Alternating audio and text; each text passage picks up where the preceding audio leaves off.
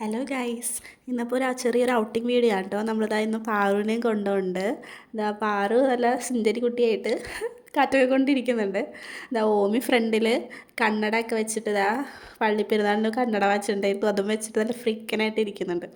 നമ്മളിതാ ചെറായി ബീച്ചിലേക്ക് പോകാൻ വേണ്ടിയിട്ടാണ് നമ്മൾ പ്ലാൻ ചെയ്തിട്ടുണ്ടായിരുന്നത്. പക്ഷേ നമ്മൾ അവിടെ എത്തിയപ്പോഴത്തേക്കും നമ്മൾ ലെഫ്റ്റ് അടിച്ച് കുഴുപ്പള്ളി ബീച്ചിലേക്ക് എത്തി.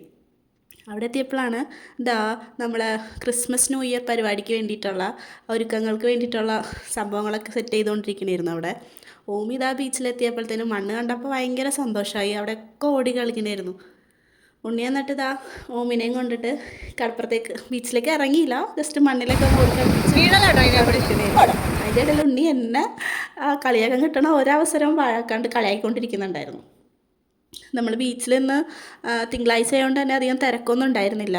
ഇതാ ആളുകൾ വളരെ കുറവായിരുന്നു. ഫ്ലോട്ടിംഗ് ബ്രിഡ്ജിലൊന്നും തീരെ ആൾക്കാരുണ്ടായിരുന്നില്ല. അത് ആകെ 3-4 പേരേ ഉണ്ടായിട്ടുണ്ടായുള്ളൂ.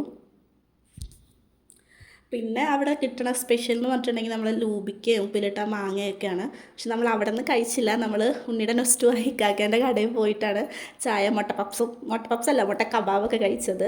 ഓമിയും കഴിക്കുന്നുണ്ട്. പാറുതാ അപ്പളും പാലും കുപ്പി വെള്ളം കുപ്പിയെ ശരണം.